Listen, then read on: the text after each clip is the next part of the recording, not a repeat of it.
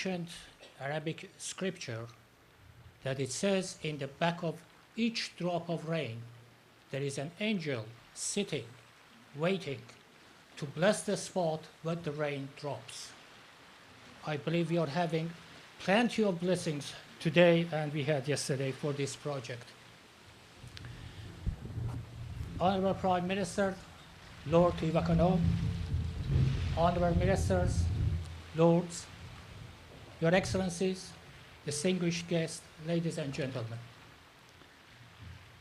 There are many things that we use in our everyday life that we take for granted. We do not pay any particular attention to them until something goes wrong, and the service either no longer is available or is not performing as it should. Telecommunication is one of them. We surf the internet, send emails to our friends and colleagues abroad, talk to family members in other countries over the phone, and book our airline tickets and make banking transactions without actually realizing and appreciating the sophisticated technology that enable us to do so. A technology that is constantly changing and advancing. Currently, all the telecommunications in and out of Tonga is conducted via satellite. Although there is a common misconception that most international communications are routed via satellites, but in reality, well over 95% of telecommunications traffic around the world is actually routed via submarine fiber optic cables. Data and voice transfer via these cables is not only cheaper, but also much quicker and more reliable than satellite. Over 2 years ago, after receiving a report from World Bank identifying Tonga as one of the countries in the region that could benefit from submarine cable, the board of directors of TCC, partly with the aim of further development of the telecommunication in Tonga, and partly as natural extension of its business, embarked upon a feasibility study to investigate the viability of construction of a submarine fiber optic cable for Tonga. After receiving encouraging results, the general concept of the project was shared with government, and since this project could reduce the cost and increase the reliability of communication in Tonga, it was welcomed by both Ministry of Information and Communication and Ministry of Public Enterprises. And in consultation with these two ministries, a steering committee was formed to carry on the project into its next phase.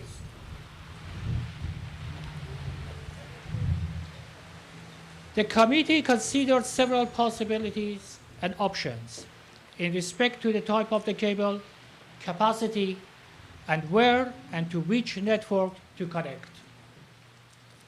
After careful consideration of all options, connection to Southern Cross cable network in Fiji was selected as the best option.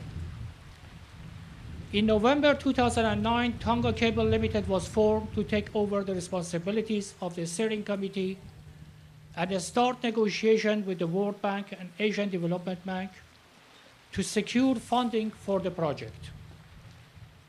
Although the ownership of TCL over the past 2 years has changed drastically, but its aim and focus has remained the same, and that is to provide fast, reliable, economical, and efficient way of communication for people of Tonga.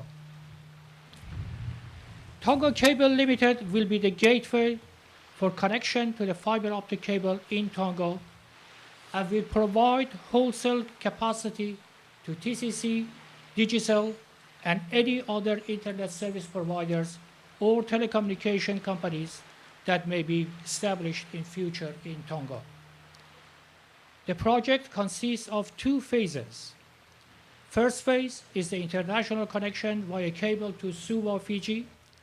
A second phase, which is planned to be implemented after the first phase is fully operational, is a domestic line to connect Nuku'alofa to Hawaii and Vava'o. The estimated cost for phase one of the project is $33 million US. This includes the cable station and building of the landing station here in Tonga, with full capacity to power feed the entire system. 20% of the funding is provided by TCC through equity investment, and the balance is grants from World Bank and ADB to the government, which will be exchanged with the shares in TCL. Through this arrangement, government will own 80% and TCC will have 20% of TCL. Today we are here to mark the start of construction of the cable station, which includes two main components: construction of landing station in this property and construction of the cable and its associated equipment between Tonga and Fiji. The process of selection of contractor for building of the landing station started in July 2010.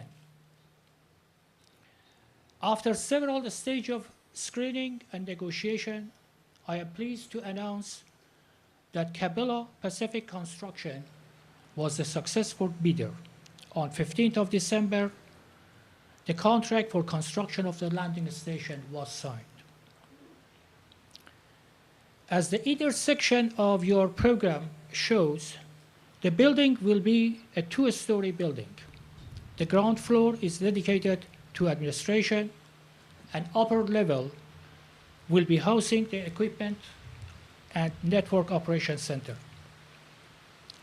For selection of the contractor for cable section, under World Bank and Asian Development Bank guidelines, we conducted a limited international bidding and invited several pre-approved suppliers from around the world to submit their bids for the project. The bids were received and opened on 23rd of November 2011.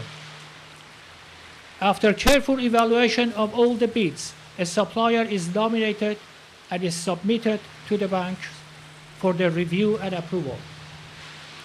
We expect to sign the agreement with cable contractor in early February. The total length of the cable between Suva and Nuku'alofa is approximately 837 kilometers. The design capacity of the cable is for 32 channels, each with 10 gigabits capacity. This will give us a total capacity of 320 gigabits. To give you a comparison, currently telecommunication companies in Tonga are using a combined capacity of approximately 55 megabits through satellite. To put it in simple words, after installation of the cable, the capacity that would be available to Tonga would be approximately 6,000 times of current capacity. But please note that this is available capacity. Not all of that will be used. At the beginning, 20 gigabits of the capacity will be lit and ready for use. How much of that will be used is up to the telecommunication companies. The available capacity will guarantee that telecommunication in Tonga will be able and ready to respond to future demands and can support the economic and social development of the country. A fast and reliable communication will provide more business opportunities. In preparation for construction of the cable and obtaining the necessary permits and approvals, all the relevant government agencies in Fiji and Tonga have been approached, and necessary environmental impact assessment and management plans are prepared. The landing party agreement with Fintel in Fiji to receive the other end of the cable is already signed. Considering the time that is needed for installation and trading, we expect the system to be ready for operation by the end of first quarter or early in second quarter of 2013. There is no doubt that this project will enhance the telecommunication capabilities of Tonga and will provide benefits to the people and facilitate economic growth for Tonga. Thank you.